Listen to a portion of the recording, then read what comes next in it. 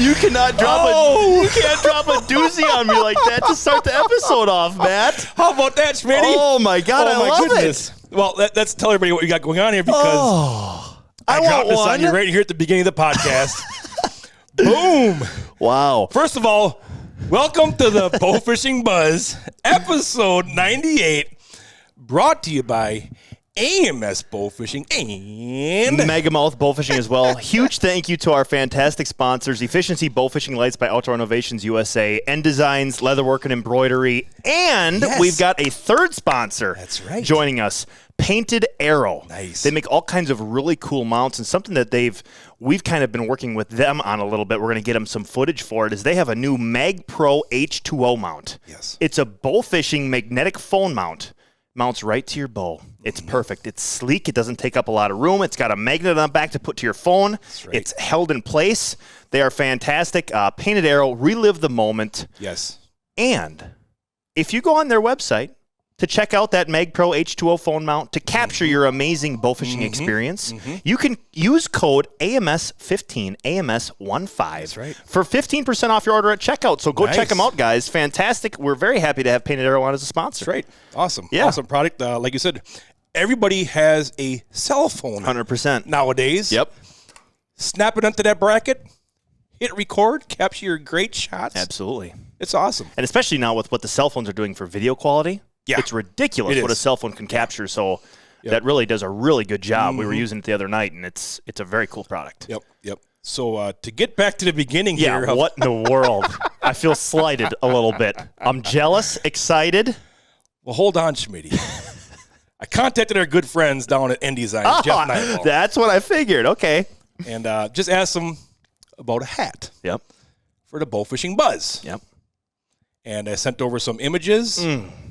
But bingo. Wow. Matthew has one. They look Matthew great. has one from my good buddy Jeff Neiball. Yeah. End Designs. For all the audio listeners, we're doing our intro. Matt whips off his hat. It startled me. I wasn't sure what was going on. He flung it across the room. It knocked a bunch of stuff down, and he reaches down underneath the table and grabs the first ever seen Bowfishing Buzz leather patch hat. Nice. That looks amazing. I couldn't leave my good buddy D. Oh, I got a black one. Yeah, I couldn't leave you out there, buddy. Nice. Oh my gosh, I got to put this on.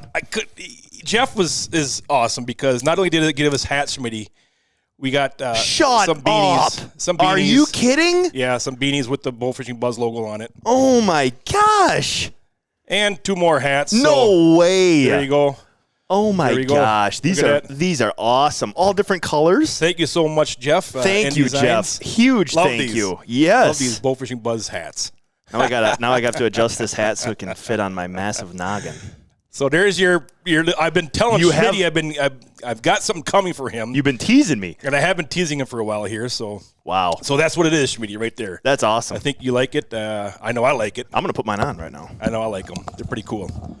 Pretty cool. Bowfishing Buzz logo, leather patch hats from our good sponsor, End Designs. We got hats all over the table right now. Oh my gosh, how cool! Well done, Matt. That is a very cool surprise. Yeah, very cool. We should sell a couple of those. Those are awesome. Yep.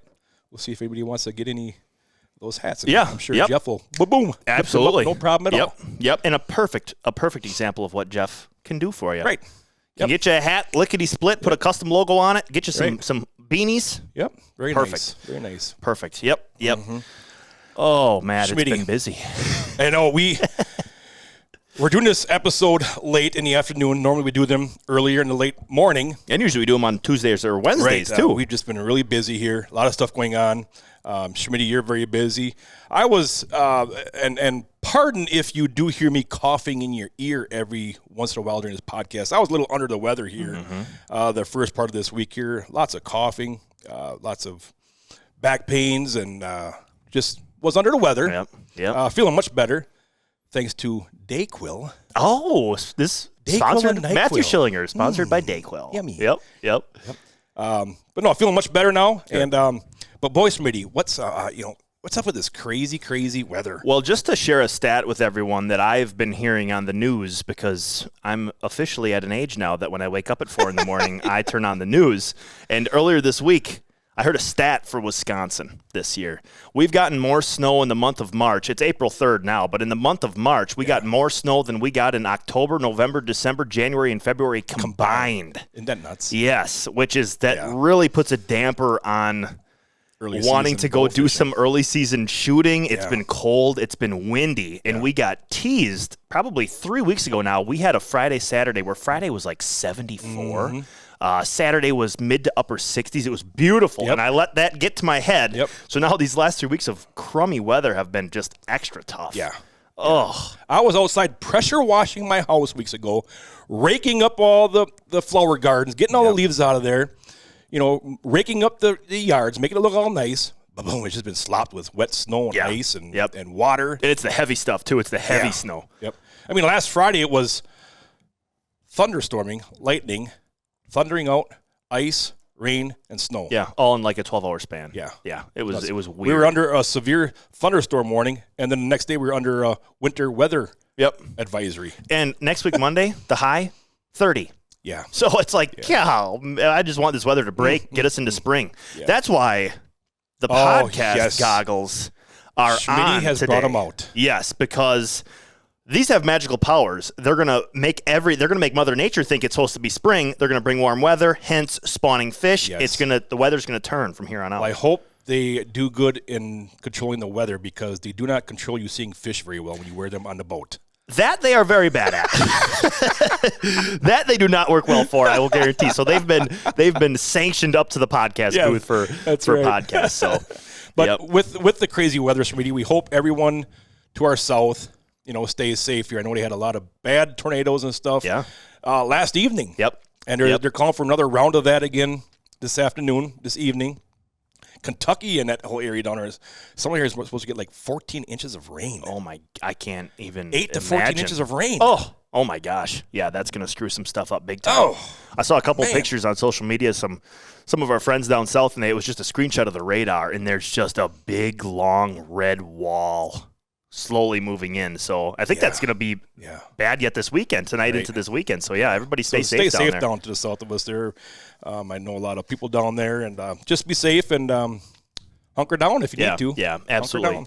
Well, I'll tell you what, Matt, with that being said, the weather's been crummy, but sometimes you just got to go do something. Yes. Sometimes it doesn't matter what the weather's going to be. And last week, Thursday, wow, that was a week ago already. It was a week ago today, we went out on the water for the first time for the 2025 season. We started a little game that we're going to continue to do, a little segment out on the water that we're going to do. It went over very well. It did. It was fantastic. We did we made a video to start the night where we asked everyone on social media to comment what they thought the biggest common carp we were going to shoot that night was going to be. Right. Got a bunch of comments. We proceeded to go shoot some fish, and then the person who gets closest wins an AMS hat. Not only do they win that hat, Sweetie, it's the hat that we were wearing that night. Yes, it's the hat that probably the shooter who shot the fish will be wearing. Yes. Because you shoot all the fish, and you'll have the hat on. Yes. Well, and you gave that hat a little bit of character. We did. Too. You got to add character because this is a one of a kind hat. Yes, absolutely. Yep. There's never been a hat sold like this hat that went out last week. From that fish that we weighed with the biggest one, that hat has the fish slime on there from that fish, the little bit of blood from that fish, a little bit of eggs. It's that time of year. Absolutely. A scale. Yep. It's like you're right in a boat with us. It is. Really. You get that hat. Yeah. All slimed up from that fish. Absolutely. Yes, we'll be doing that a little bit more down the road here. That was kind of a fun little thing to do. But, Matt, we got to the boat launch. First, we dodged, I think I counted 137 deer that we were able to not hit on the way down there. That was wild. Yeah. We got to the boat launch. It was dark out. Went out. Turned on the lights. First time out, everything's a little bit, you got to get back into the rhythm of everything. We had Corey Tobin with us from the shop here. He's our machinist here at AMS, does a great job doing all that. And Corey shot the first fish of the night, I believe. Was that the first one? No. I hit one and got off. I shot the first. Oh, you did? Yeah. Okay, gotcha. So you had a fish in the boat. Corey shot a nice fish. What did that fish? 28 pounds. 28 pounds. Like a solid 28 fish. 28 pound common. Yeah, and he was laughing, but he was tussling at it. He had the old megamouth. Yep. Look at here, boys. The old megamouth and the Ringo. Yeah. Yep. That was cool to see Corey shooting that fish. Like a rodeo down there. So Corey shot that fish. You've got a fish in the boat. Let me rewind a little bit. Okay. we were looking for probably 15, 20 minutes. Weren't seeing many fish. Then we made a run further down the lake. And in that perfect transition period of when you turn the outboard motor off and proceed to walk up to the deck to go shoot fish, I started to walk up there, and there laying in front of the boat was an absolute tank of a common carp. It was humongous. It was big. It was big. None of us had bows. No. Corey went in the barrel, grabbed a bow. 3 more came with it. Yeah. It was, and we ended up not getting a shot at that fish, but that was a very big fish. A very big fish. Yeah. Very big fish. Yeah. So Corey shoots his, you shoot yours. Why don't you dive in, Matt? What happened next on that interesting evening? So we decided to lift the trolling motor up and go with the fan. Yep, and we had some trolling motor issues to begin with. Yes. That we're dealing with. Yep. But the trolling motors are at the shop getting worked on right now. Yes, yep. Hit one too many rocks. Well, the shaft on our trolling motor has never been revamped since day one. Yep. It's taken a lot of abuse. It has. It served its purpose. The shaft has a lot of stress fractures in it. Yep. And I think what happened from last year to this year, and us not using it through the wintertime, there was water that had gotten inside the shaft and went down into the brushes and everything down there and it just gunked everything up really bad. And actually, I took it apart, and the brush, where the brushes are, it actually broke in half, and the brushes were all busting up. So it was making a lot of noise. I didn't like that. It was making a lot of noise, so we went with the fan. So anyway, we're running the fan, and we're coming into we're running the shoreline, and we're running into a little pocket that goes back in there. And it kind of came at an angle to see if possibly we could maybe push fish into that little pocket there. Yep, and this is immediately after we started the fan, like a minute afterwards. Right. And you know how that is when all of a sudden you start getting closer to the shore, you start seeing V's taking off, and you start seeing boils. Yep. And I remember seeing a boil off to my left, and I'm like, there's a nice fish. Then I saw a boil up on the bank, and it came swimming away from us. And I yelled, big fish. Mm-hmm. I could see it. Yep. And I yelled, big fish. And what did I do? I never saw the fish that when you shot him, man. Yeah. I never saw him. Neither did Corey. We thought we were shooting at the wake. No, I saw the fish. So you saw the fish, you drew back, and when you shot, I'm like, what is he shooting at? All of a sudden, your arrow started dancing. Arrow's I'm dancing. Like, oh, my gosh. All right. Yep. He hit it. Mm-hmm. And you can kind of tell by the way you, as we all probably do, your demeanor changed a little bit when you shot the fish. It was a little bit more serious than shooting a 15, 20-pounder. And that's kind of, when I see that, that's when I know I'm like, okay, Matt's in a big fish. Yeah. Well, one thing to remember is when you're running the fan or the trolling motor or whatever, you're running you're running the boat. Yep. Not only are we coming in hard into that bank, there's fish. I got to shoot quick, and now I got to remember that the fan is still pushing us into the bank. Right. Yep. So now I got to, control that, watch my fish, where's it going, and try to get control of that. So we do all that, and I knew it was a big fish. Mm-hmm. And it went out to the deep water. We went out to him, caught up to him. I says, you got to put it back up into it. It's a big fish. Yep. Boom, you put it back up into it right away. Yep. And I knew it was a big fish. Yes, I know it. Yeah. I didn't know exactly how big it was. Yeah. Yeah. But when you grabbed your arrow. Yes. I grabbed my arrow. And we were both in the fish solid at this point. Yep. So we could really give it our all. Into the back shoulders. Yep. Mm-hmm. You grabbed your arrow, I grabbed my arrow, and we both lifted. And both of us went, whoa. Yeah. It was heavier than I was expecting on that other end. Right. Yeah. Yep. And we got it in the boat there, and that was a tank. And we all took, because Corey just shot the 28, which is a solid fish. Yeah. And we had that fish in the barrel, and we all went around taking guesses of what we thought it would weigh. I think Corey said like 31. I said 33. You said 35 I said 36, or something. I think, something like that. So you put the scale on it, Matt, and initially while you were holding that fish, 44 flashes across the screen. So now we're like, oh my gosh. Yeah. This is a big fish. Yeah. So you've got a nice way of doing it. We can hang the scale on the fan. Right. And that prevents any human error of holding it or whatever. And we put the fish up there. 42.5 is what it ended up locking in at. Yep. Which is an absolute, good God. My biggest Wisconsin common. That's insane. That's insane. For all the times you've been out shooting that was your biggest fish. That's wild. That was cool to witness 38, 37. I've never shot. I've shot 40s out west, but not in Wisconsin. Yeah. Yeah. That was my biggest Wisconsin common. Yep. Yeah. Yep. And something that we always like to tell people, we like to get out, shoot fish like everybody else, but we have to do it a little bit differently than everyone else. The next 25 minutes were photos, videos, getting product in the picture, the whole 9 yards. By the time we were done doing that, we were drifted out into the middle of the lake. We're like, oh shit, where did we come from? We had to follow our track back to where we started, but that was an absolute tank of a fish. Then making the video of that fish as it was weighed, saying, here's the biggest fish that we shot tonight. I knew it was going to be the biggest fish. There was no need to have to wait until we weighed another fish, during that course of the night, because that was going to be the biggest fish. Sure. Yeah. It was a pretty cool night. It was a heck of a way to kick off the season. Yeah. And I'm assuming you would think this same train of thought here, Matt, but we didn't shoot a lot of fish that night. How many fish do you think we saw that we shot at? Maybe 12 or 15? 15. I was going to say 15. We got 6 in the boat, 5 or 6 in the boat. I would much rather go to a lake, shoot 7 times, but have the chance of shooting a 42.5-pound fish than I would shooting 50 times and shooting 30 15-pounders. That's just kind of where I'm at as far as the bowfishing aspect of things. It's fun to shoot fish, don't get me wrong, but when you're going along and there's a possibility of seeing your personal best fish that you've ever shot, the whole mindset is a little bit different. Everything's a little bit more tuned up with everything. So It was a great night. Yeah, it was fun. It was very fun. A lot of fun. Boy, I wish that our original bet would have been on common carp, because you would have had it. I mean, thank God it wasn't. You ain't coming back from this one, Schmidt. No, we'd have to. Yeah, I'd be done for. I'd be toast. I'd be in a dress, 100%. Yep. You actually shot a small buff that night. I did, but it doesn't count because you didn't weigh it. So I didn't weigh it. No, better things to come, Schmidt. Yeah.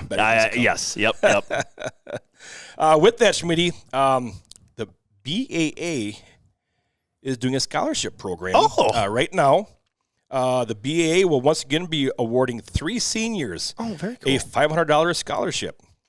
So if you are a senior, head on over to the BAA Facebook page and follow the directions to apply.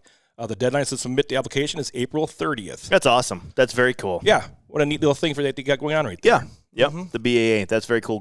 Reaching back out to the community. Yep. I believe you have to make a 2 to 3 minute YouTube video and submit it to a certain individual. Nice. And tell them what your plans are. And then in there they have all the little stipulations and rules that you need to apply for. Yep. So Yep. What a cool little thing. Yeah. So, Matt, I want to ask you this. We kind of just touched on it. We each have our own thoughts on it. But, what's your take on cold water bow fishing? Yep. This time of year, I recently saw a post on social media. They're asking about bow fishing in cold temps and whether it was worth it or not. So just break that down a little bit for us. So diving into this, as I was looking into cold temperatures, especially carp, I found some really interesting stuff. I'm not going to dive really deep into it because it got a lot of fine-tuned details, scientific terms, and crazy, glucose and my gosh, just tons of crazy stuff. It was very interesting. But carp are cold-blooded fish, meaning that their body temperature fluctuates with the surrounding water temperature. In cold water, their metabolism slows way down, reducing their energy needs and activity level. Sure. And I can say from firsthand experience, when we're out shooting fish early season, a lot of times you'll see these very lethargic fish, not really darting around, really just kind of laying up, swimming slowly. So that totally lines up with that, 100%. During the winter, carp are generally less active and may spend more time resting or hibernating in these warmer areas. Carp may find areas of the lake that they find more suitable to exist in when the conditions are cold. Absolutely. Open water, warm water, inflows, areas of open water, all kinds of areas. Sometimes like that. The deeper water is warmer, too. Yeah, right. Yep. Sometimes that flips. Yep. Carp may also congregate near areas with winter food sources, such as silty areas with natural food or weed beds. In late winter, when the ice starts to melt, carp may become more active and start to feed, especially in areas where the water is warming up. Yeah. Very interesting. So, you said hibernating in your little thing right there. There's actually a term that they call it. It's called, let's see here, tarpo. Tarpo? Really? Tarpo. Yes. Yep. So now, like here in Wisconsin, imagine the carp up here are under the ice for 4 to 5 months out of the year. The body temperature drops way down. Yep. The fish itself slows way down. Right. Because it doesn't want to use up Got to all conserve that energy. Yeah. All right. And in some cases, goes into a state of tarpo. Tarpo. Interesting. Okay. Tarpo is a state of reduced activity, allowing them to conserve energy during harsh conditions. Now, tarpo is not the same as hibernation. Okay. All right. Hibernation is long term. Yep. A bear goes into his den and he sleeps in there for a couple months. Yep. Yep. You know, tarpo can be short lasting, maybe for a few hours or a few days. Interesting. All right. Wow. So what happens a lot of times to these carp right here, I'm pointing to the one that we have here on our table here, is imagine those carp during those harsh winter conditions.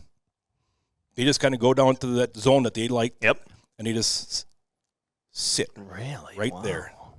They just sit right there. So during tarpo, the heart rate, breathing rate, and body temperature decrease. Wow. There's so much about these fish that we don't know. And like I said about the glucose, they save glucose in their brain. Oh my God. Glucose is a sugar for energy. Yep. All right? Yep. They can use that for energy, this glucose that they have saved up That's crazy. by this process called glycotism or something like that. It's crazy. Gotcha. Yep. Yep. So imagine that carp under that ice or anywhere in those harsh conditions for 4 to 5, 3 to 2 months, wherever you're living. Yep. Under those harsh conditions. Now when things start warming up, what happens? They start to. That old belly starts a rumbling. Yeah, exactly. The glucose isn't enough now. Yeah. That low oxygen stuff is starting to thaw. Stuff is starting to run. Yep. What are they going to do? Yep. They want to get to that fresh oxygen, and they want to feed. Yep. Mm-hmm. Bow fishing right now is a great time of year 100%. to get out there when those rivers start opening up. Yep. Those upper flowages start to open up. Below dams. Great places for all this fresh oxygen that's running in. Yeah. Culverts. Yep. 100%. If you can find them like that, oh my gosh. Buckle up. Warm It could water be great. discharges. Yep. Great places. The river where there's current. See, there we go. There's Sorry. the old cough. Yep. There's number one. Are great places. Yep. And those fish can school up.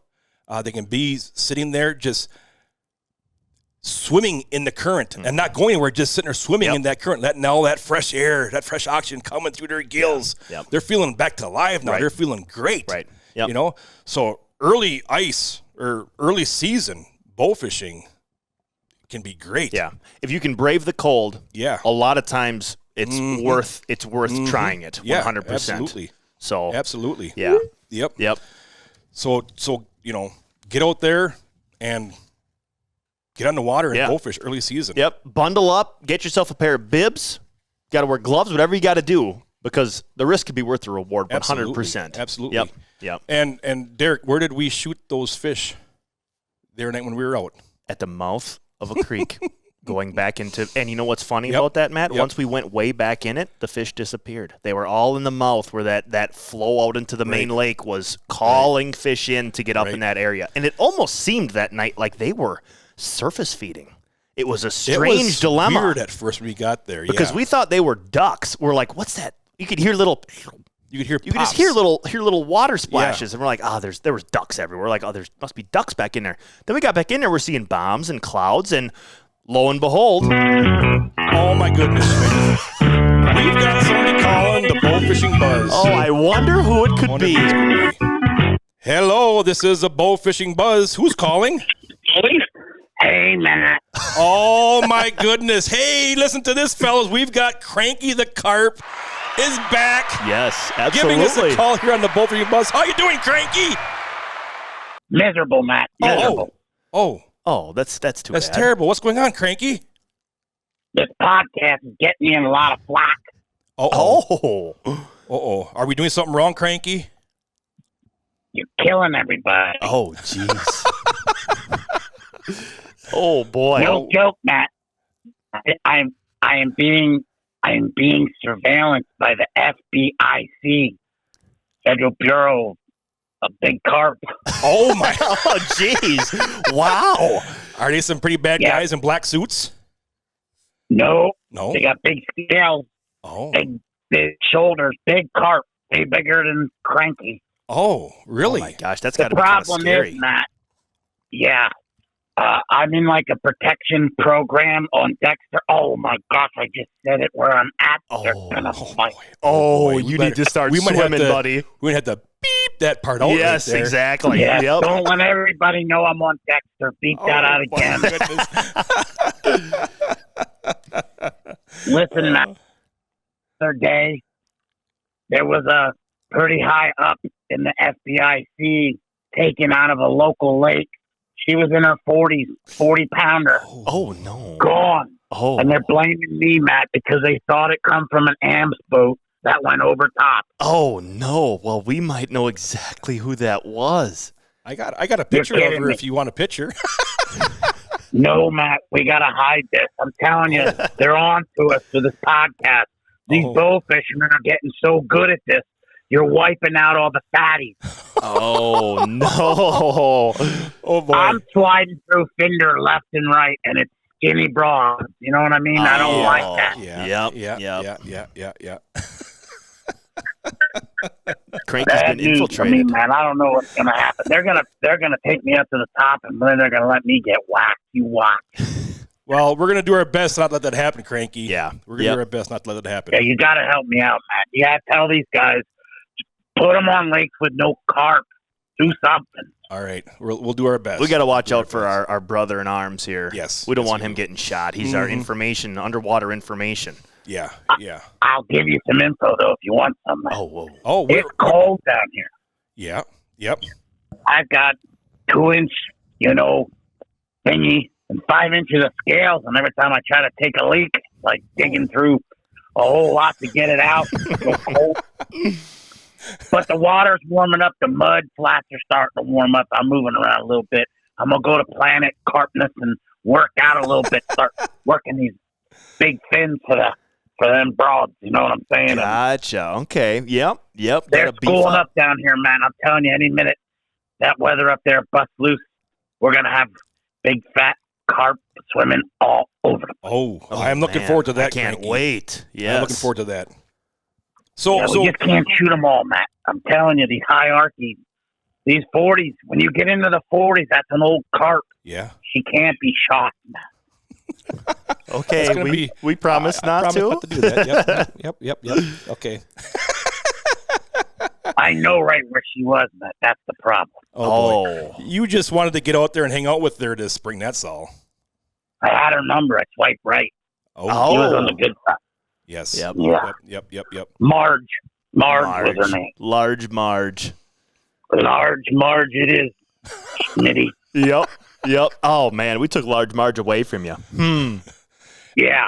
Everybody's You getting think taken away from Doge is Cranky. bad? Everyone. You guys got that Doge going on up there, nitpicking around the government. We got the FBIC. These feds here are real deal, Matt. I'm telling you. Oh boy, I think we should take them out. Yeah. I think we should take them out. Now, I never really thought about that, Matt. Maybe we could work together, get rid of some of these FBICs, and get a whole new group in there. There you go. I think That we would should do be- that. that We'll sounds like work a with you on plan. that for sure. Yeah. Yes. Yep. Mhm. Okay, well then you tell the bow fishermen to start hitting those mud flats right on the deep, right where the deep drops are, the mud flats out in the middle like the Mississippi River. That'll be good right now. All right. Get a couple warm days and that muddy bottom warms up, because when it's cold like this, we don't want to do nothing, Matt. Yeah. Nothing. We just sit around and we kind of float up there and let that sun just glisten on our scales. Yes. Yep. That's when you can whack them. Did you ever go into a state of torpor this winter? I got carpal tunnel like you never saw. Oh, okay. okay. You did go into torpor then. Yeah, right fin is totally gone. Left fin, I'm getting better at it, Matt. I gotta tell you, it's tough switching fins in the middle of I don't know what we can say on here, but Yeah. you get the drift. Oh, my gosh. do. Wow. We do. Well, I tell you what, Cranky, maybe just a little bit of good news for you. You've been having a run of bad luck here, but I'm not sure if she's on Fender or not, but when Matt took Marge, we actually saw one of her friends earlier in the night that we did not shoot, and she was as big, if not bigger. Yeah. She's the head of the FBIC. Oh, We missed her. I'm telling you, it's a good lake, Matt. The good lake. Yep. Now we know where to get one of them. Yeah. Well, don't shoot her. Save her, Matt. I'm going to look her up and work my way over to that lake and breed her. Oh, well, good luck with that, Cranky. Yes. Yeah. You got to spread some little crankies all around with There you go. Yeah. bow fishermen. That's right. 100%. That's right. Yep. Natural reproduction. I'm going to say, Matt, it's going to be a late one, the way I'm feeling it down here. I got to be honest. There's some snow, there's a little bit of ice in some places yet. It's cold up there. Yeah. But it's going to be just a little. Hey, when is that AMS tournament? You guys having that AMS tournament? You bet we are, Cranky. Again, it's May 17th and 18th again this year. Oh, hey, them boys are going to hit it just right, in my opinion. Okay. Good deal. Yeah, some of them northern lakes up there. The Winnebago. I got friends on Winnebago. They don't start doing their stuff till after us down here by Dexter. Okay. Oh, I said it again. Geez. We're going to use that beep button a lot. Beep, beep. Yep. Cranky, you better watch your lips there. I think they're a little frozen yet. Yeah. Don't worry about these lips. All right, Cranky, we're going to get back to the podcast here, and you get back to swimming and going to your Planet Carpness or whatever you called it down there on the fish mills. Well, Matt, I'm going to ask you one favor, Matt. Okay. All right. The AMS tournament. I want to be there, but you got to hide me. Oh. Hey, that'll be a great idea. I don't mind talking to the crowd, but you can't let anybody see me. Okay. Oh, okay. A little blind reveal. Yes. Right. Maybe me, you, and Schmitty ahead of the AMS tournament, Big 20, can have a little meet and greet. I'll jump into your live well as long as you promise to put me back to the Beep Lake and in one piece. Okay. Yep. We can make that promise. 100%. Mm-hmm. Yep. Mm-hmm. Okay. Well, that's it. We can do that. Cranky's going to go to his first tournament, but I don't want to see no tubs of fish. Okay. Dead ones, especially them hot ones. God, you guys are going to bring in some sexy carp. That would probably be pretty hard for you to witness. I understand that. Mm-hmm. Yeah, that'll warm up old Cranky's lips in a heartbeat. So keep me off that. All right, we'll do a Cranky. It was good talking to you. I'm going to start packing my suitcase. In the meantime, I'll send you some GPS coordinates to some SBIC carps that need taken out. All right. I like it, Perfect. Cranky. Yep. That's awesome. Yep. That's awesome. Well, good luck. I hope all the bow fishermen out there stay safe. Wear your life jackets. I don't want to see your sink down to my level in the silk. So stay up there in the top, have fun, and shoot straight. All right, Cranky. We appreciate it. You take care down there in the dark. Bye, Schmitty. Bye, Matt. We'll see ya. Thank you. Old Cranky. Giving us. We haven't heard from Cranky we haven't. for a while. I was wondering what was up with him. Yeah. I swear, every time he finds a woman, she gets shot. She does. That's really too bad. He was down there in that state of Torpor. He wasn't in Torpor down there. Yep. Mm-hmm. You know, the state of Torpor is kind of like, I think I go into a slight state of Torpor like during March Madness weekend. Do you? I just kind of lay around and really do nothing except watch TV. I just kind of go into a Torpor mode there as well. You go into a really bad state of Torpor when you watch me shoot. That's what you deserve. Oh, boy. That's what you deserve for a joke like that. Yeah, because I'll be sitting up there and Matt's just shooting all the fish. Then sometimes you have the audacity. There'll be a fish obviously in front of you. You'll shoot, miss, turn to me and go, "Why didn't you shoot at that fish?" I'm like, "What? It was on your side. I'm not going to steal it from you. You did that last week." I'm like, "You dog. Come on." That fish was more out. It was way out in front of us, like 10 yards. And I drew back, and I'm like, "Okay, he's going to shoot." And he didn't shoot. I'm like, "Well, I'm going to shoot." I'm like, "Well, why did you shoot?"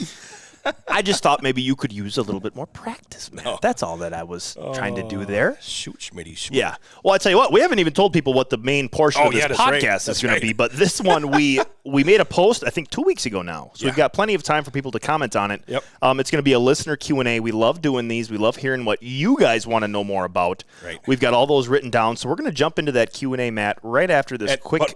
Before we go to the break, yeah, just so everybody knows, we had no time to even look over none of these questions. We just copied them and pasted them to a word, and there's going to be some shooting off the hip going here. For but sure. we're just going to have to use our 28 years of combined AMS employed knowledge to try to, we'll give you guys some good answers. Oh, yeah, it was this month I've been here 18 years. That's cool. That's 18 awesome. years. Yeah, I started here when I was 33 years old. Wow. Yeah. That's crazy. Mm-hmm. You started here 18 years ago. Yep. I would have been, let me do some math, in second grade. Wow. Yeah. Wow. That's nuts. That's nuts. You know what else blows my mind?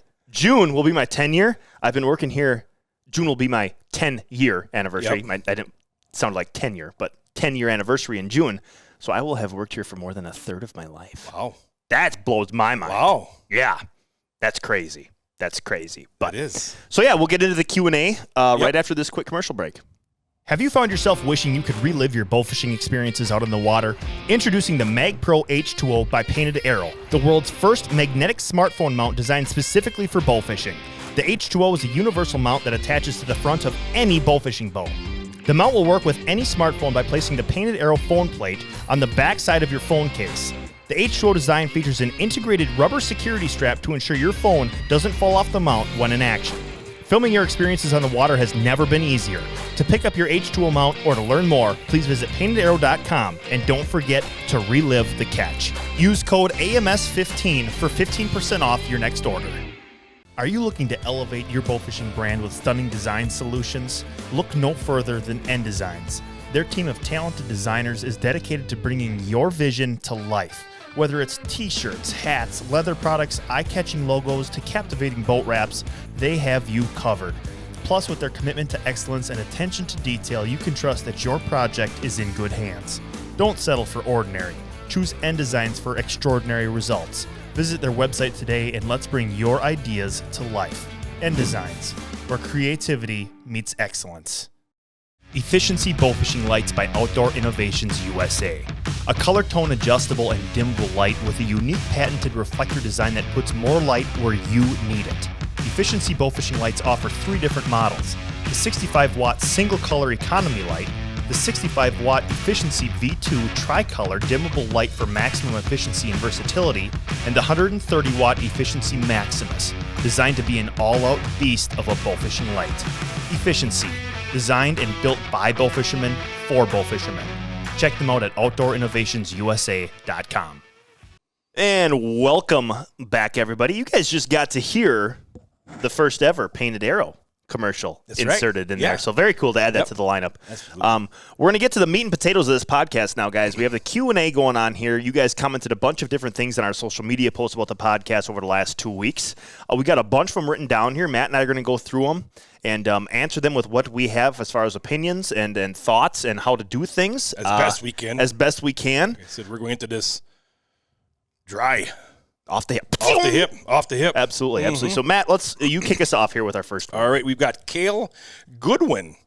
Of all the tips you guys have shot, Anchor QT, 2-bar, Anchor FX, etc., have you all found the tip that you guys think works the best for the perfect species of fish you shoot? Will AMS ever come up with their own design of lever bow? Oh, he's got a couple questions in here. A short story, a buddy of mine went out recently, and we were able to pile up some grass carp when the water temps were sub 50 degrees, and saw a ton of grass carp and piled 5 decent-sized ones for us in the boat in about 30 minutes. Oh, wow. Good job. Yeah. Have you all found that grass carp may spawn in water temps a little cooler than buffs and commons? It was the same boat model as Matt's first bowfishing boat as well, which made me feel good about having a smaller boat, and that was my old Grumman. Boat. Gotcha. Yep.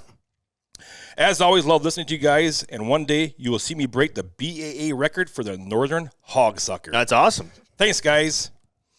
So, my favorite point. Let's say it on 3. 1, 2, 3. Anchor QT. There we go. 100%. Yeah. I would agree. Yeah, I just love the Anchor QT. It serves everything that I need. It serves when I'm shooting into cattails. It serves when I'm shooting into mud. When I say cattails, the reason being is because if I'm using something that has a tip turn release, I got a hard time getting that back out when I miss fish. Right. And it goes into the cattails. Yep. This way I can just reach over the side of the boat, grab the shaft, turn it counterclockwise, bloop, I can pull my arrow shaft right back out of that mud and muck. Right. And something about the QTs, weeds. Matt, that I would like to mention, just because whenever I'm on the phone with somebody or talking to somebody at the show and I show them this feature, they don't necessarily know that it has it, and they very much like it.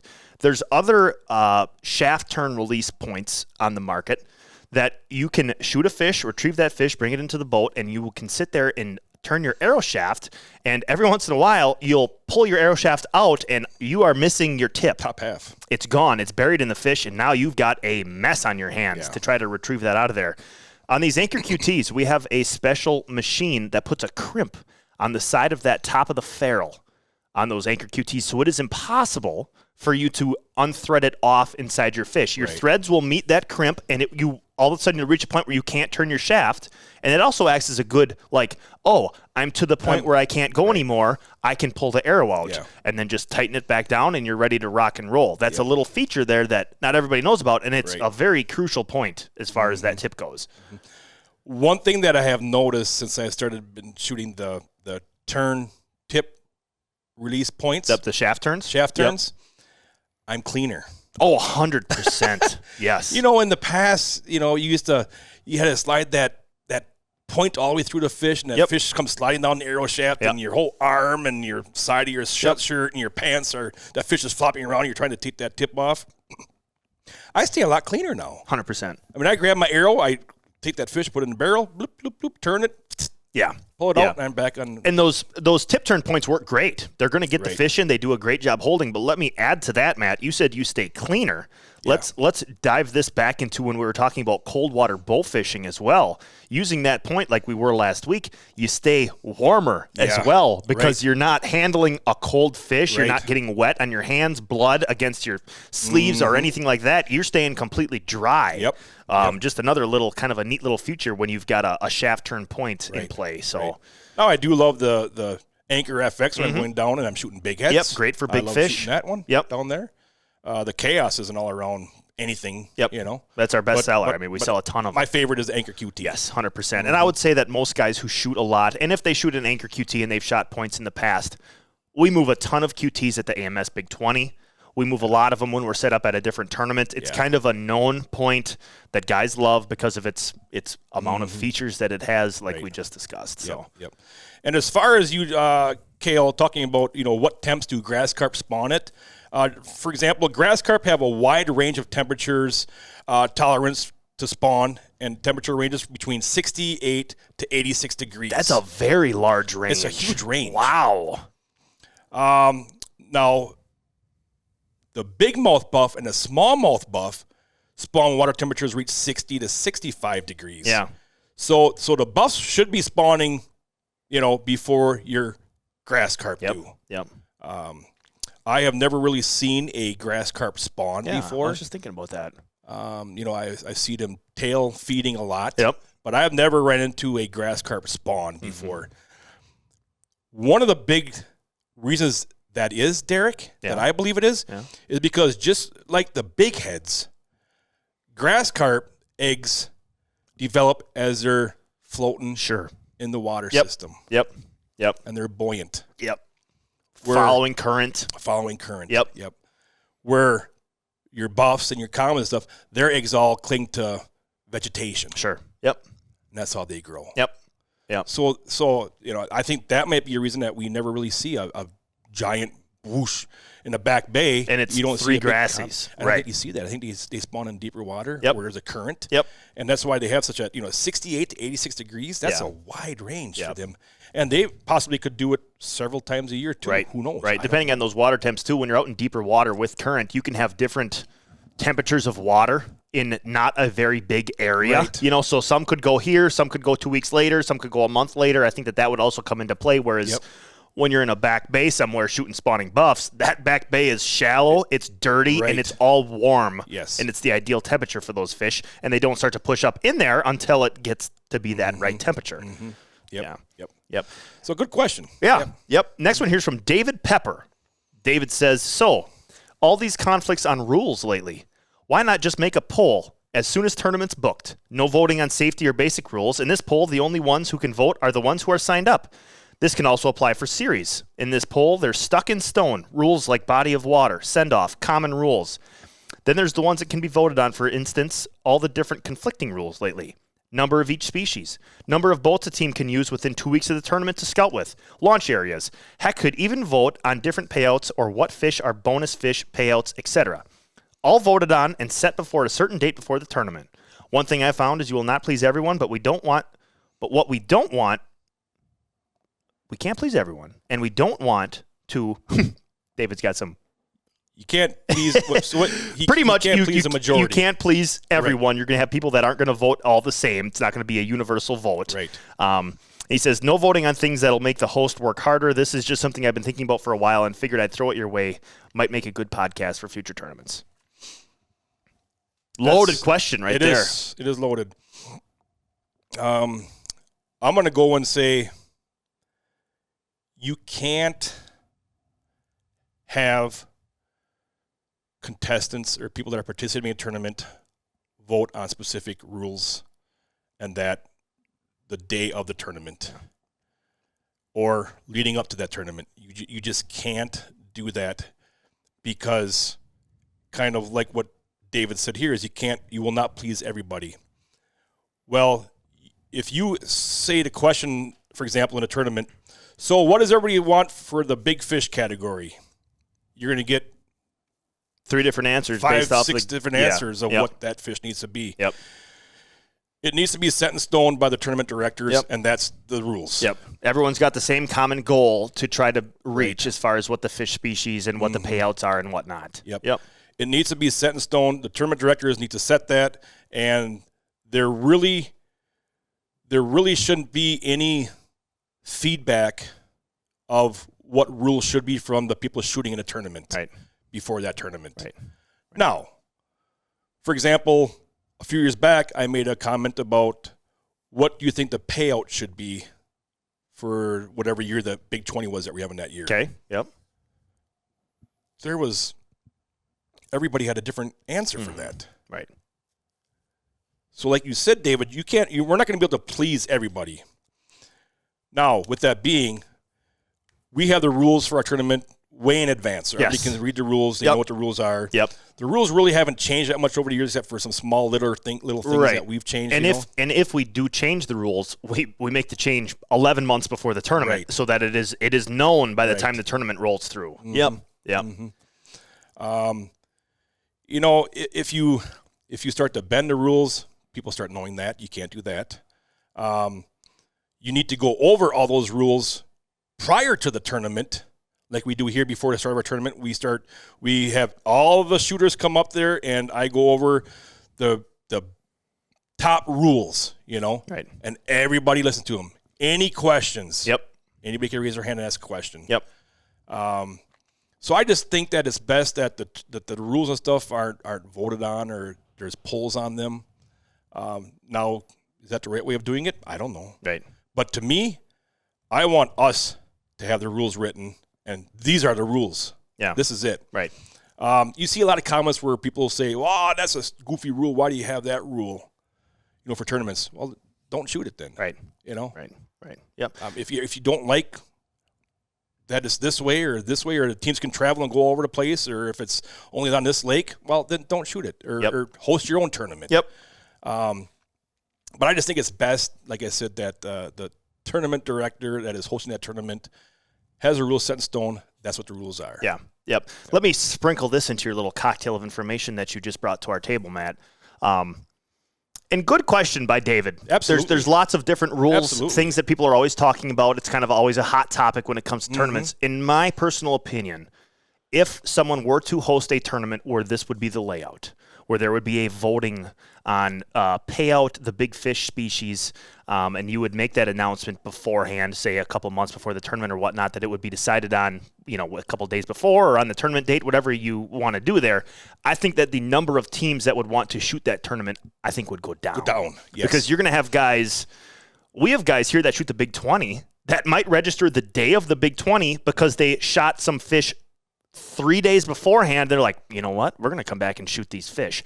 But if they're not totally sure about a big fish payout or how many of those fish they're going to be able to weigh in, you're going to have guys that are going to say, well, what happens if, just for instance, we just shot 20, 35-pound buffs, but we don't know about this tournament next week. What if they put a 10 buff limit? We don't have a common spot to go shoot big commons. Yep. We won't enter it because of that type of issue right there. So I could see some teams maybe being a little bit leery of wanting to get into a tournament like that where they don't know the rules 100% going in. Right. For sure. Like at the Big 20, it's 10 buff limit. We know our big fish. The big fish is just big fish. Heaviest overall. You can weigh in 20 fish. Like it's the big common is the tiebreaker. It's all been set in stone for years like that. Teams know that, and that has just helped the tournament build because everybody knows what they're getting into going into the tournament. Right. Going ahead. Yeah. Yeah. Yep. Yep. But no, that's a great question. Like I said, I've been to tournaments already where they have actually changed certain parts of the water that you could not go on to days before the tournament started. Yeah. Because of issues arising or whatnot, Yep. Definitely that throws a big kink in a lot of stuff. 100%. And being a bow fisher and shooting in tournaments years ago, you don't like to know the unknown. Right. You want to know going in. Oh, you want some what certainty. do I have to what am I working with here? Some confidence. What's my rules? What's my regulations? Yep. Where can I go? Where Yep. can't I go? What fish can I shoot? What fish can't I shoot? Yeah. How many can I bring in? How many can I? They want to know that, leading up. You got teams traveling from several different states. Right. Competing in these tournaments. Yep. 100%. Good point. You don't want any gray areas. Yeah. Yep. So, Have her all laid out there. Cody Hunter Kowalsak. Talk about the different kinds of boat setups, pros and cons, trollers, kickers, fans, mud motors, airboats, etc. May help some of the newer people getting started into bow fishing, making decisions towards building their next boat. Great question, Cody. Great question. You can have 1,000 different answers. Yes, you will. Yep. This just seems like the way it kind of goes for a bow fisher. They go out with somebody. They get hooked. They buy a boat. They set it up as a trolling motor boat. Yep. Simplest and most cost effective. Yep. They go out and buy a John boat, set it up, bow fishing boat, trolling motor. They're having a great time. Now they've gone now with somebody that has an airboat, and they just keep advancing. Yep. They just keep advancing. But that all depends on your style of bow fishing. I grew up in bow fishing with a trolling motor boat. That's what I grew up doing with a troller. Right. I learned how to bow fish with a troller. Yep.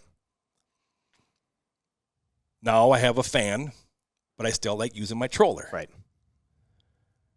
Are you shooting in tournaments? What is the lake structure, river structure, flowage structure? What is that like in your bow fishing area? That's a huge one. Is it really weedy? Is it really shallow? Airboat country. Yes, 100%. Where do you live at? Do you like to cover ground fast? Do you like to cover ground slow? Yep. I like to cover ground slow. Yep. I don't need a mud motor. I don't need a kicker rig. I'm slow. Yeah. Right. If you bow fish with me, you're going to be bored because I go slow. Yep. Now, if I'm shooting a tournament and it's getting on a crunch time, I'm moving faster. Right. But I do move slow, don't I? Yeah. Yeah, but I would also say that probably also relays into the environment that you're shooting in. We're not necessarily needing an airboat to go cover the ground that we're wanting to cover while shooting. Could it do it? Absolutely. Could it do it faster? Yes, it could. I think another thing to add in there is what style of bow fishing you enjoy most personally. Right. We've got the AMS fan boat. Fan works fantastic. We can get in skinny water. Hands down, if I had to pick between using the troller or using the fan, I want to use the troller. I know you like it quiet. It's quiet. Yeah. For filming, it's fantastic. So that has a little bit of a biased overlook because I'm thinking of it from the filming aspect of things. But like even like you captain the boat always. Even when it comes like what you mentioned earlier, when you shot that big fish, now you're controlling the fan. Everyone on the boat can control a trolling motor. They can reach up there and spin a knob forward or backward. Right. You know what I mean? I love the trolling motor aspect of things. Yeah. You know, it all comes down to personal preference as well. Personal preference, environment you're shooting in, and really fish that you're targeting are the three main things.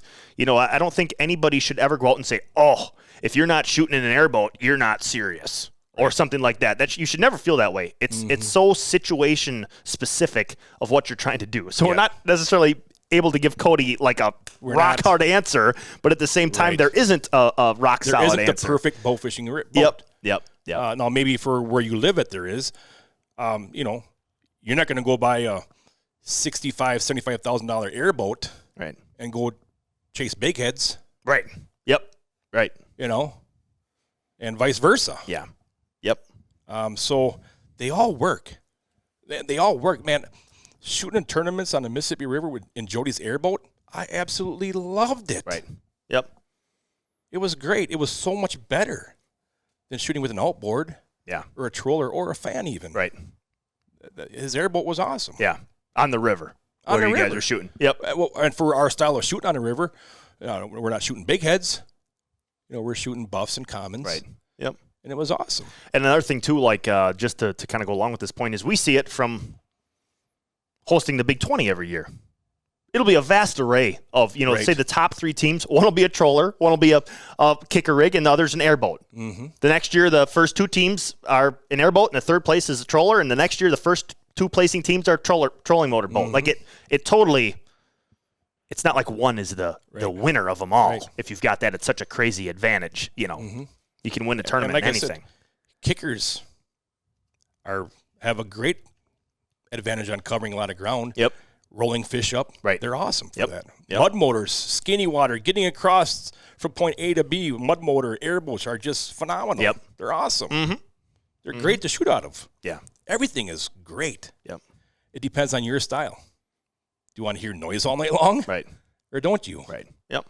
Another thing to think about, you got your airboat back there, your fan boat. Yeah, I was just about to open my mouth to say something. I'll just think if, holy cow, there's a bunch of fish spawning back in that bay back there, and there's a bridge, and I can't get underneath that bridge. Oh, sure. Yep. You know, a lot of times those skinny little tiny boats have a big advantage. Right. That way. Yeah. Yep. Getting underneath those bridges, going back into those back sloughs and back bays. What I was going to say, Matt, too, just another thing to keep in mind is if you've got a skinny little slough that you're shooting fish in, there's houses loaded on either side of it, and it's 2 a.m, you might not want to go ripping back in there with an airboat. Right. That could cause issues. Now, you could go back in there with the troller, and if, generators are a lot quiet, the way we're doing it, we're just running our lights on batteries. We're dead quiet. Right. All that we got going is the lights. That's another thing to keep in mind as far as bodies of water that you're shooting on as well. Yep. And we can dim down our efficiency lights, dim them down. Yep. Yeah. Yep. They're freaking awesome. They're really cool. So, sorry, Cody. I really guess I didn't say what is the best because to me there really is no best. They're all great. Yep. It's your style, your preference, your terrain that you're bow fishing in is what I think it comes down to. Yep. And Cody did say, too, he said this may help some of the newer people getting into the sport make a decision towards building a new boat. So I think what Build we it just – for you. yeah, exactly. What we just discussed actually is perfect for Cody's question. Build it for you. Yep. Next question here, Matt, from Clint Murray. I had to think about this one.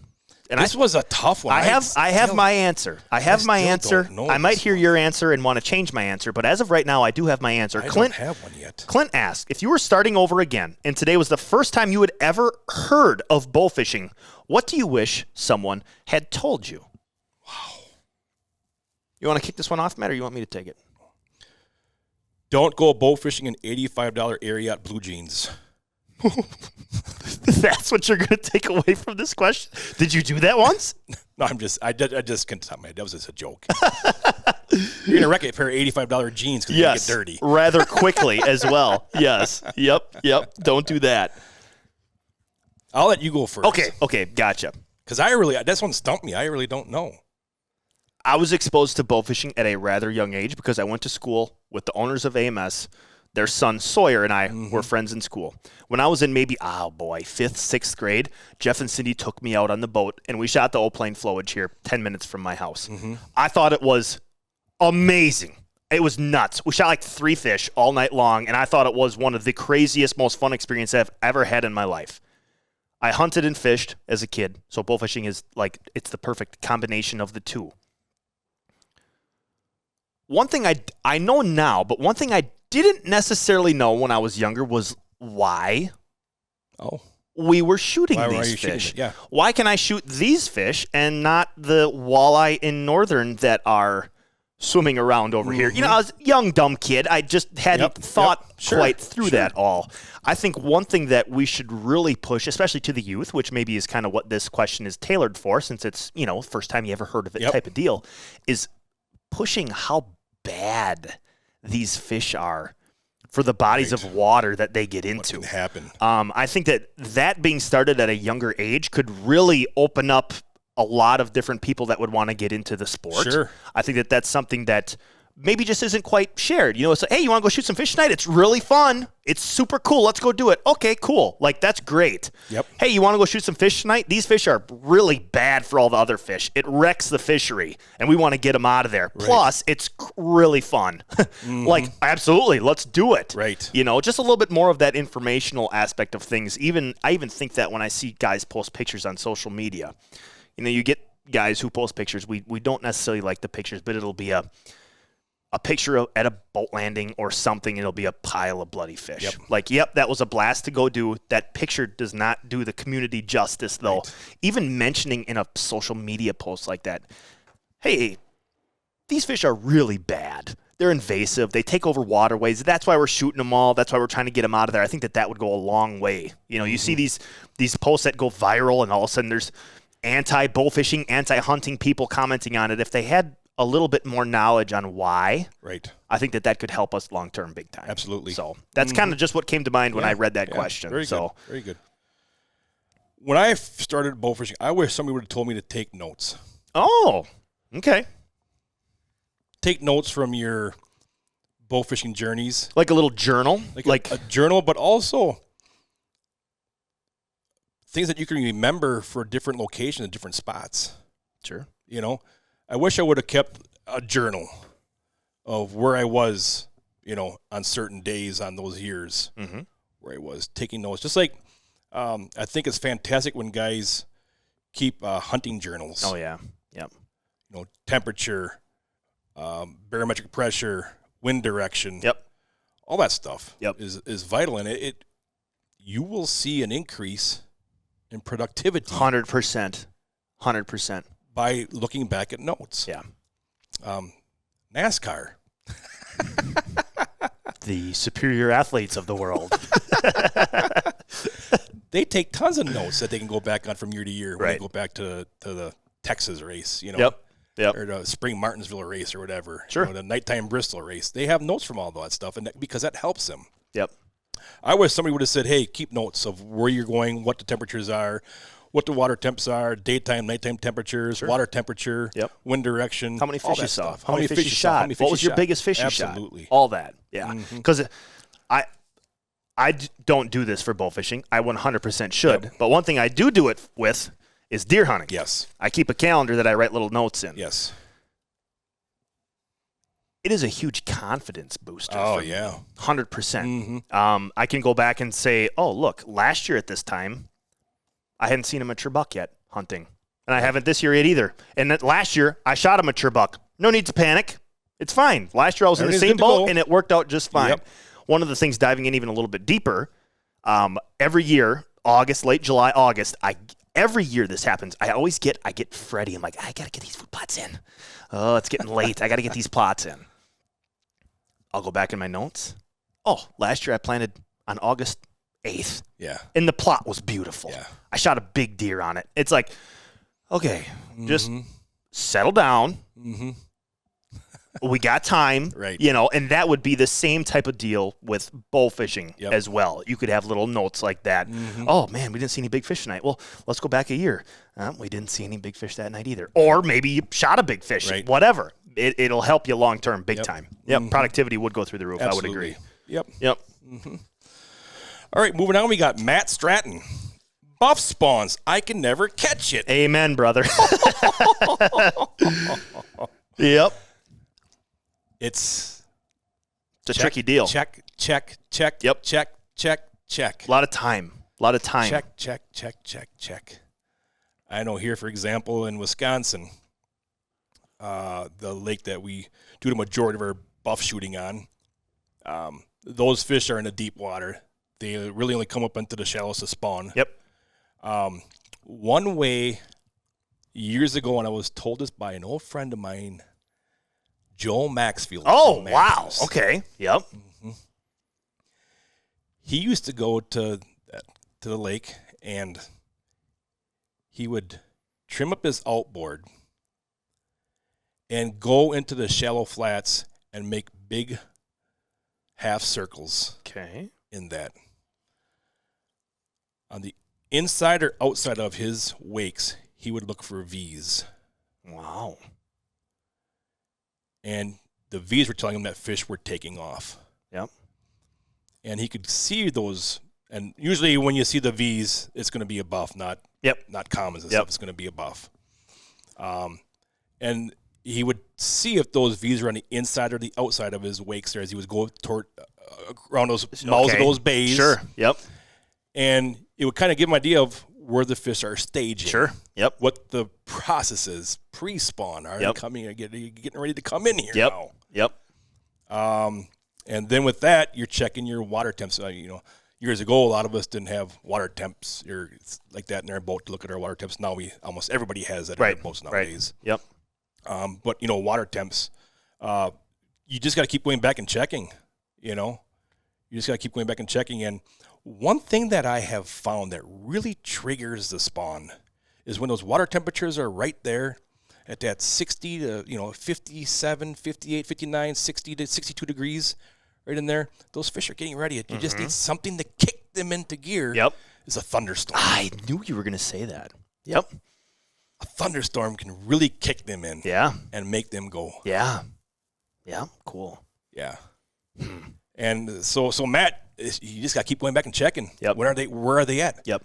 Are those fish in 6 feet of water at the mouth of those bays? Right. You can drive, even with the trolling motor, you can drive around pretty fast or a fan pretty fast, and you can see those V's taking off. Yep. It's getting close when you start seeing them in 4 feet of water. Right. It's getting close. Yep. You're not seeing I'm not talking just one V here and one V there. I'm talking, 10, 15 V's in front of you. Yeah. Right. Where there's a collection of fish here. Right. The males are starting to get ready. Sniffing a little bit. Yeah. 100%. To add on to that, Matt, the best buff spawn I've ever witnessed in my life. I was shooting with some friends of mine, Caleb and Reese, Caleb Meyer, Reese Bakken. We shot the Mississippi River the night before. On the way back, we're driving home.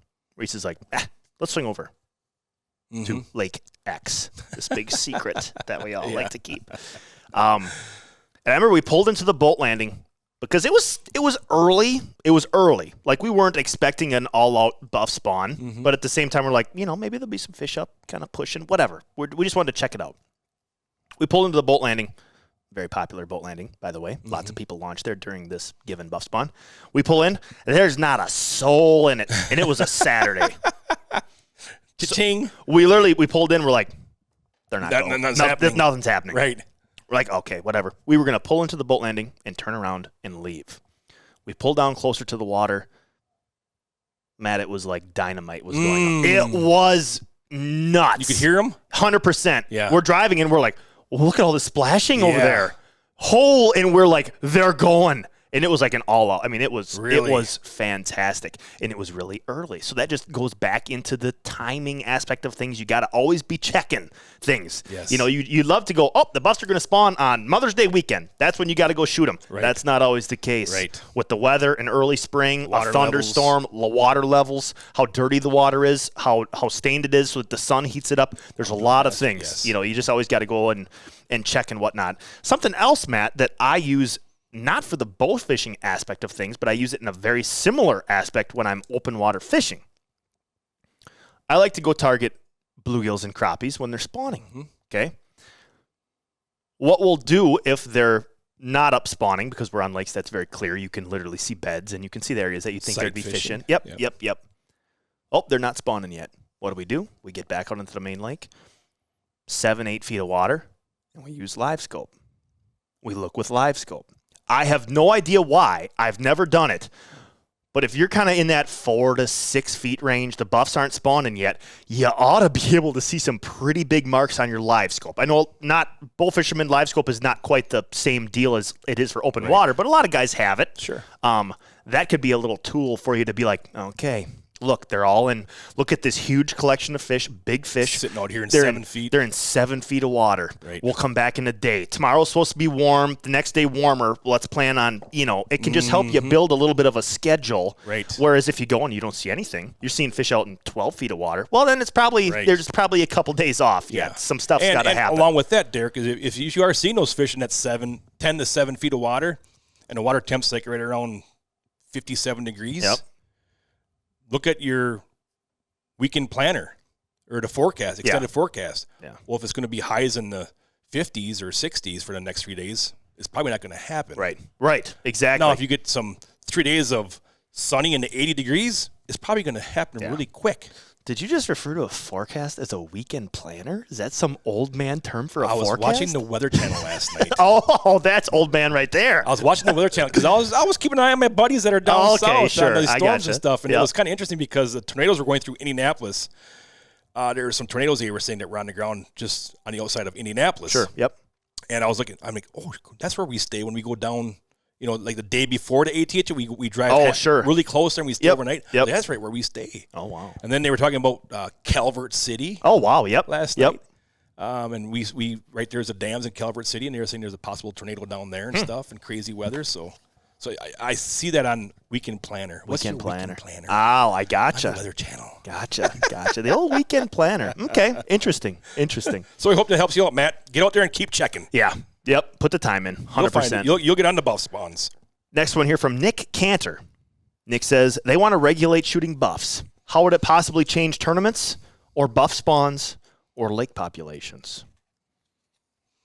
Very touchy subject. Very touchy. Absolutely. Yep. You get some DNR people involved, some bullfisher people involved, some state politics involved as well. Yep. Absolutely. One thing that we need to remember is buffs are native. They're not invasive. Yep. They're native fish. Yep. So that's always out there, and that'll never change. One thing with these regulations is about possibly having limits on buffs in certain areas, different states, different lakes. They need to have good scientific evidence of why this needs to happen. Yep. They can't just come in and say, well, you guys, you're shooting them. They're native. You can't do that. Right. They just can't do that. After we've been doing it for God knows how long. You just can't do that. Right. Now, with that being said, would it bother me, say if the state of Wisconsin said, all right, you can only shoot 10 buffs? It's probably not going to bother me that much. No. But I want you to have good scientific evidence of why. Right. You need to show it to me. You need to have multiple years of research on this data. Yep. To show me why. Right. I can't go out there and shoot whatever I want. Yep. Or how many I want. Agreed. From that standpoint, I would want a study done that an increase in buffalo population does not affect game fish populations. Right. That's what I would like to see. Yes. I want to make sure that these buffs aren't hurting our walleyes, northern perch, bluegills, crappie habitats. When buffs go up to spawn, it's a all out. It's crazy. They're pushing water around. They're digging up phosphorus from underneath. Turbulent. Yep. That's the kind of study that I would like to see. If you're going to put a regulation in place and say in 5 years this regulation's been running and now the lake has got a lot more buffs in it. Right. I need to have the scientific proof that it's not going to be affecting other game fish species in that body of water. Because to me, putting regulations on one game fish but then hurting all of the rest, that's not a trade that I think is... You're going to go for. Yeah. No. It needs to be across the board an improvement for the fishery. Right. And with that being said, Derrick, we as a bow fishing community can't just look at these days right now. We got to look long term. You got to look long term. 100%. Yes, agreed. So your kids can go out and shoot buffs. Yep. They can go to different states and shoot buffs. Yep. So we need to look at it long term as well that way. Yeah, I agree. Yep. Just like deer hunting. Well, you can't go out every year and shoot as many deer as you want. Right. You just can't do that. Right. So first you got to have good scientific evidence, proof of what's going on here. Here at the AMS Big 20, 10 buff limit. We have a 10 buff limit. Yep. No problem. There has never been a mince about a 10 buff limit for our tournament. Nope. It works great. Yep. It works great. So that's a great question, Nick. That's one that is, a pretty touchy subject the last couple of years. Yep. No doubt about that. Yep. And you and I, Matt, were involved. I won't get into specifics, but we attended a meeting with some people who wanted to start talking about and enforcing some regulations. And we walked away with it with the same outlook that we're kind of doing now. We kind of walked away from it like, when you've got some solid evidence or proof of why this would be beneficial, come talk to us again. Because as of right now, you don't have anything. I'm not associated with you at all. Yep, 100%. Yep. And my outlook on it would totally change if there was some scientific proof behind it. I totally believe that. Right. Yeah. Mm-hmm. So, really good question, Nick. Mm-hmm. Our buddy Clint has another question. Clint's Schmitty. busy. He likes the podcast. That's awesome. In what area do you think will be the next big change, breakthrough happen, equipment, method, regulation? If you had to go back to a previous way of bow fishing, what would it be? Again, equipment, method, regulation. All right, you kick us off with that first one. All right. In what area do you think the next big change or breakthrough will be in bow fishing? I think we're seeing it already, Schmitty. Yeah. I think we're seeing a big change over here in the last several years, especially when it came into the world of bow fishing tournaments. We're seeing a difference that I think is going to be making a big change in electronics. Yeah. Where in the past we had a chart plotter in our boat, we had a depth finder in our boat, and that's what we did. And if it told you the water temp, you were fancy. Yes. Yep. I think you're going to see the next big advancement in electronics when it comes to the world of bow fishing. Yeah. I have been lucky enough to go ice fishing with you and watching your live scope in action. Fascinating. Yeah. Absolutely fascinating. Even if you aren't catching these fish, it's just fascinating to see what that thing can show you. Yeah, right. And I think that's it. Yeah. Electronics. I would agree.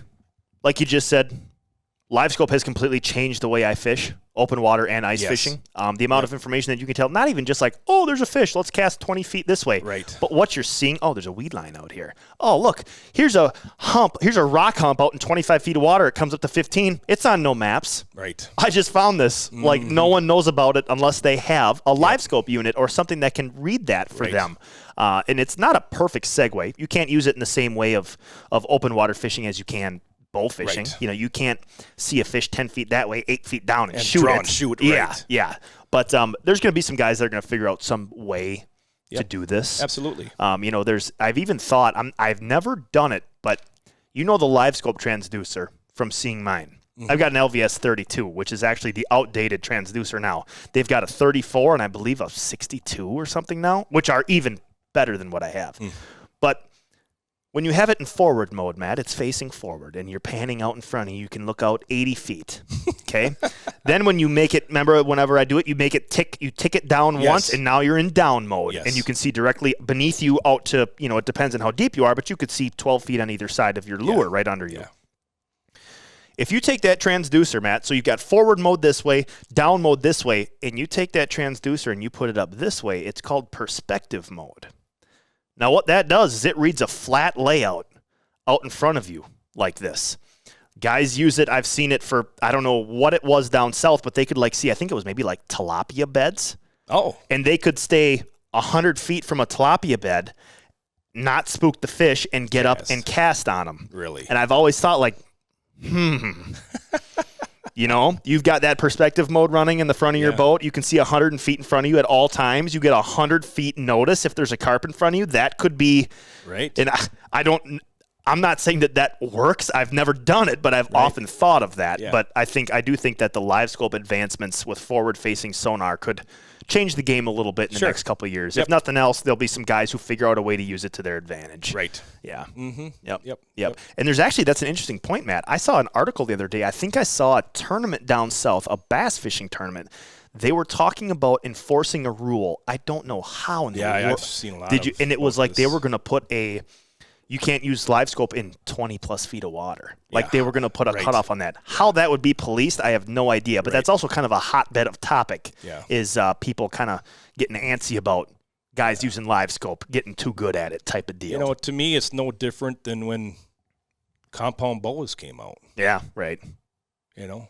Or even, crossbows. Crossbows. Even, you know? Right. Yeah. Right. I mean, the electronics is getting better and better. Yep. It's just the way things are nowadays. And why ban something that's perfectly legal to use? Right. Yep. It's just another tool to add to your accessories. Yep. Mm-hmm. So on to 2 here, Matt. This one's kind of tough. If you had to go back to a previous way of bull fishing, what would it be? Again, equipment, method, regulation, etc. I don't know what I'm going to answer for that one. Boy, it was a lot of fun back in the old days. I had that old 3,500 watt generator that weighed about 500 pounds. Oh, okay. Yep. It was just a lot of fun. The old halogen work lights that got hot. Burn yourself on them. You could smell the bugs melting. Oh, yummy. Yummy. It was a lot of fun back in the days. Yeah.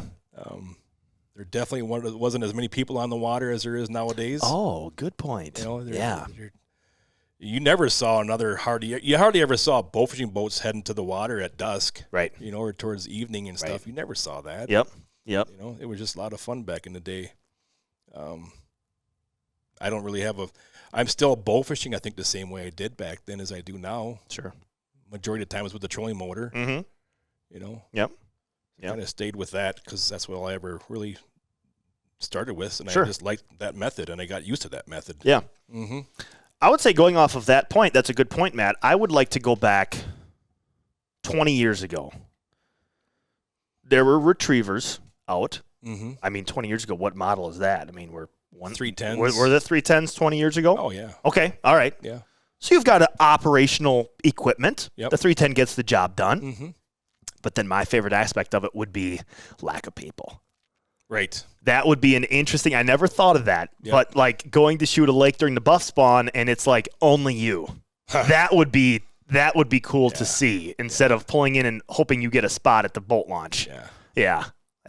I guess that would decide my answer. I'd want to go 20 years back when there was still functional equipment, but also it wasn't very well known, so not a lot of people were doing it. Yeah. Yes.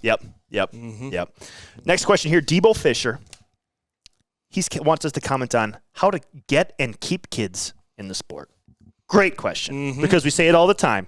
The most important generation is the next one. Right. I think there's a very simple answer to this, Matt. If you want to keep kids getting into bow fishing, you want to keep kids bow fishing, take a kid bow fishing. Take a kid bow fishing. 100%. They're going to see how exciting the sport is. Oh. Right then and there, hands-on. Yes. They're going to see that. One thing that I think I can see, like kids, say one day I've got a kid, Matt. Yep. I love to hunt. I take little Jim Bob out into the woods. He's 7 years old. He's going to just go hunt with Dad. Jim Bob Schmitty. Old Jim Bob Schmitty. Yes. Yep. He's going to be 6'4" when he's 7 years old. I could see how a kid would get bored sitting in a deer blind or in a deer stand and having to be quiet. Yeah. You know, and constantly Dad's going, hey, you got to sit still. Like, come on. Like, I think that could blossom and grow as that child matures. On a bowfishing boat, dude, you can be loud. Mm-hmm. You can listen to music. When you take a kid hunting, there's possibly going to be one shot taken. Right. But also maybe not at all. Bowfishing, you're shooting all the time. Mm-hmm. It's a perfect thing to get kids out on the boat to do. That's take a kid. That's the best way to do it. Yeah. Right. No doubt. And if you have neighbors and they have kids, ask them to come along some night.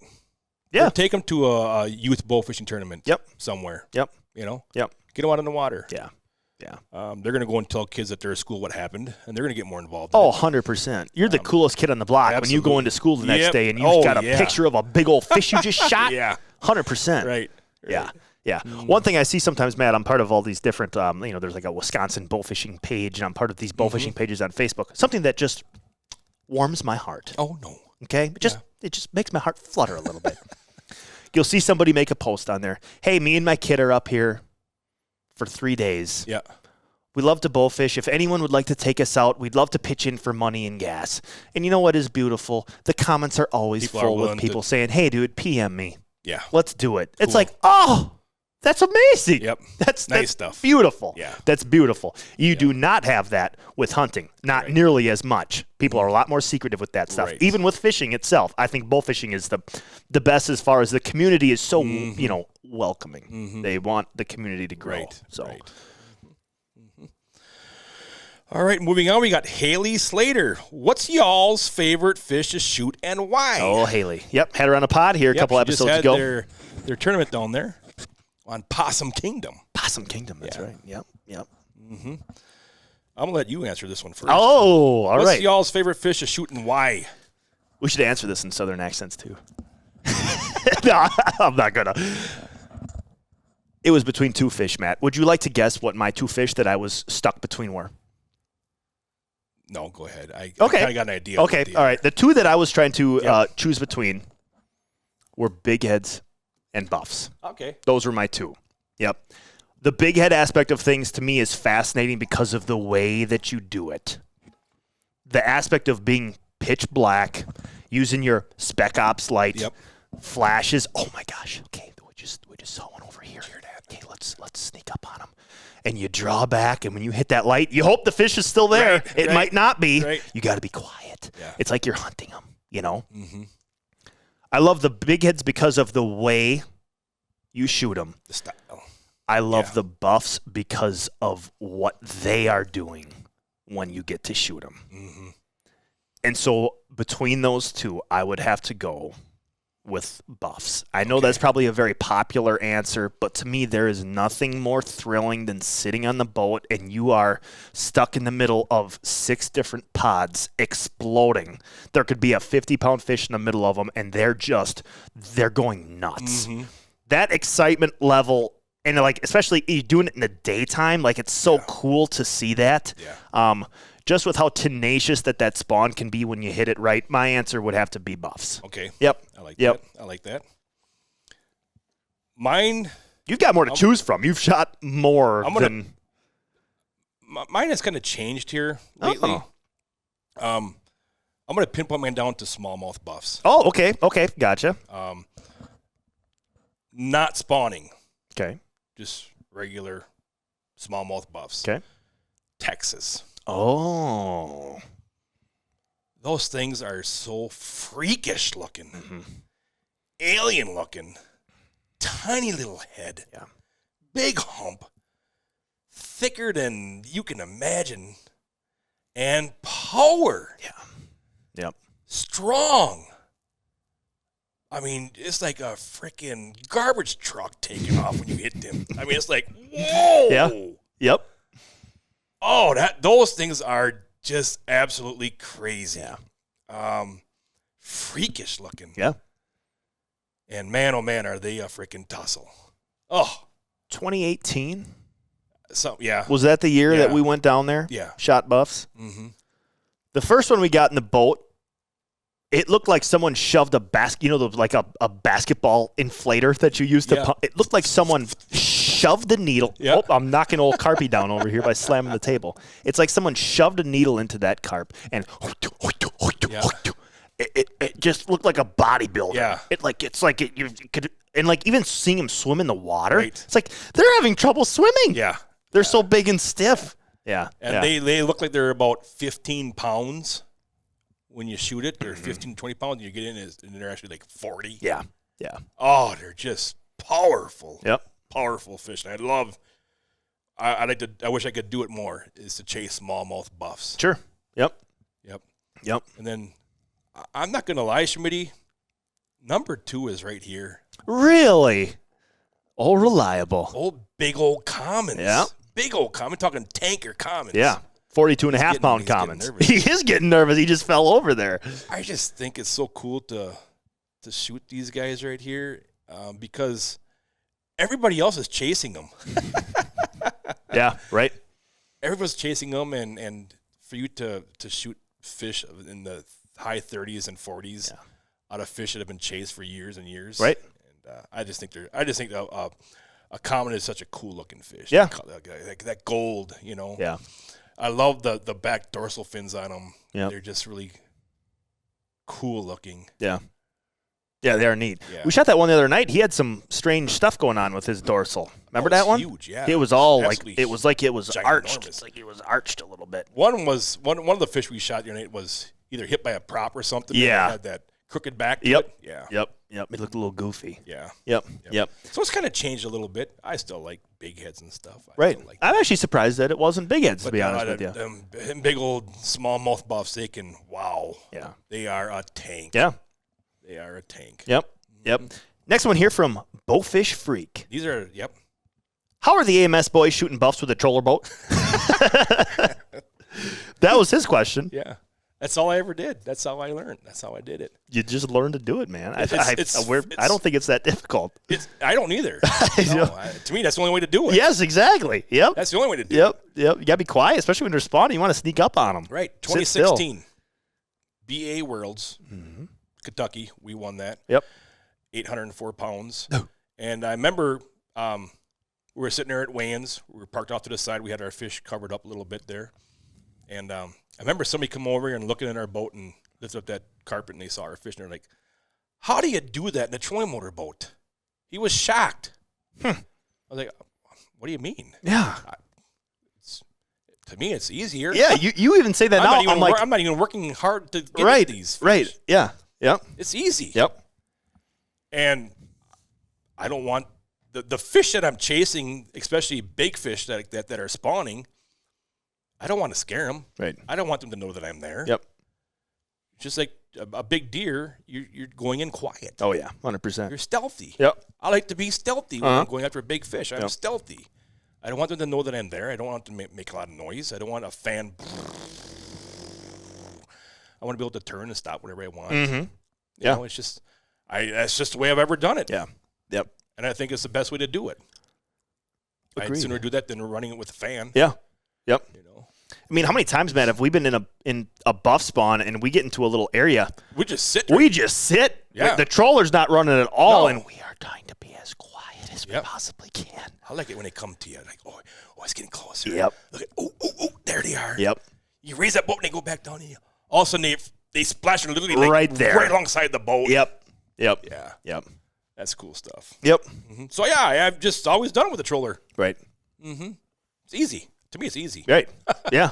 This is the way the easiest way to do we've it. always done it. Yeah. Yep. Then we've got Fensky Farms Outfitters getting ready for the upcoming season tips and tricks. Where to look for fish early season. Let me cover the portion of upcoming season tips and tricks. Okay. All right. Yep. Upcoming season tips and tricks should be done after the season the year before. All right. I'm putting a little spin on this.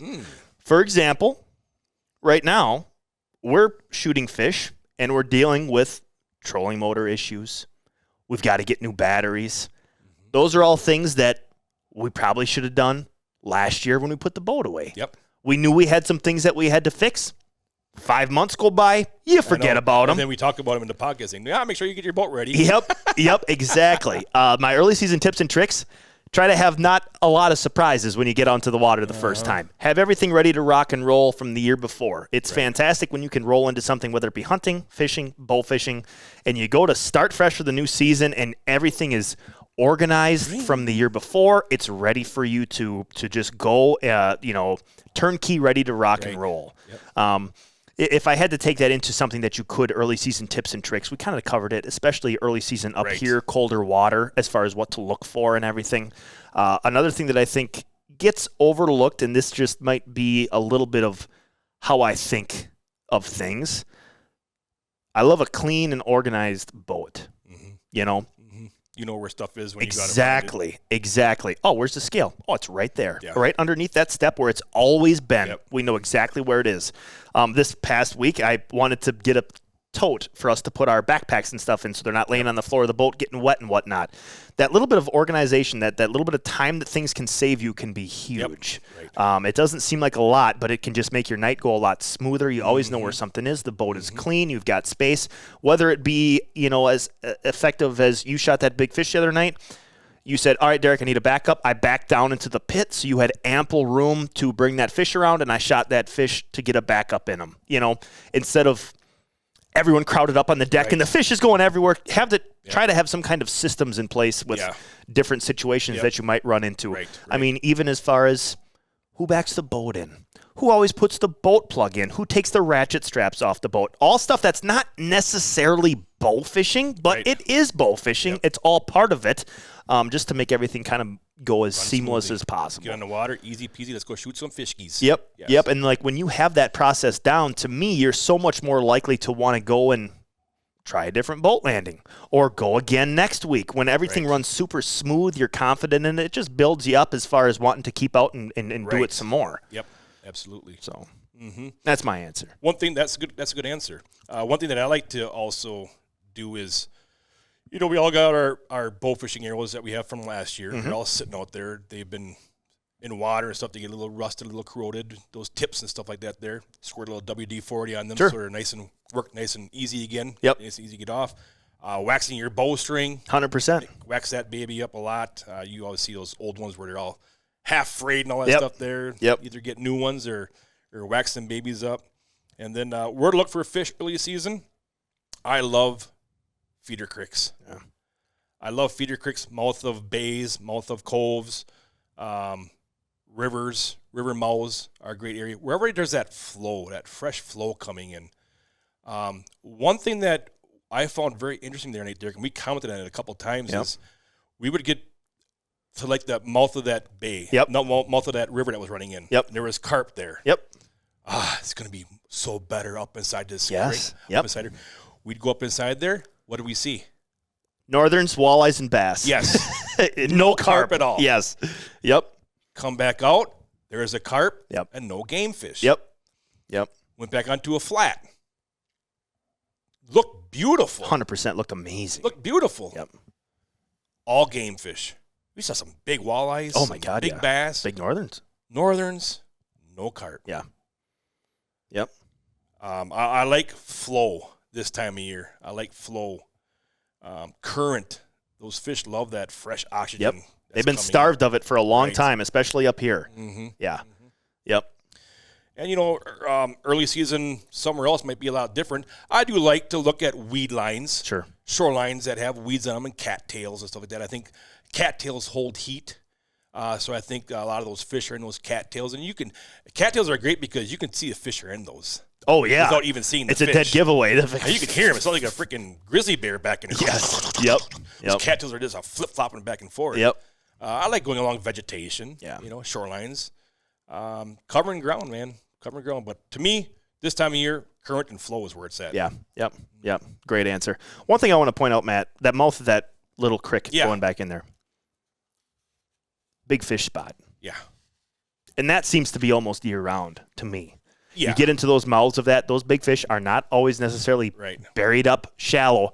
They're sitting at the mouth of that creek, that feeder creek, that that little river portion coming in or something like that. Yep. They're out at the edge of it looking because they've got a quick escape when they're out there. They can zip right off into deep water. And those big fish are smart. Yep. Mm-hmm. Yeah. Yep. Well, thank you guys so much for all the questions there. We hope to answer them halfway decent for anyways. Well, I tell you what, Matt, if we're going off the hip, we're an hour and 42 minutes into this. We ain't done yet, Schmitty. Oh.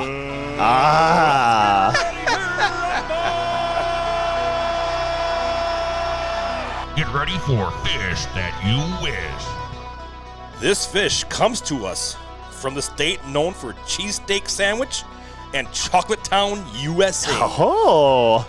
For one season in 1943, these two football teams merged to form the Steagles. The Steagles? due to the loss of many players during World War II. Oh my gosh, that's crazy. I am talking the Keystone State of Pennsylvania. Wow. This fish was shot May 3rd, 2020 by Dale Swidolowski. Ooh.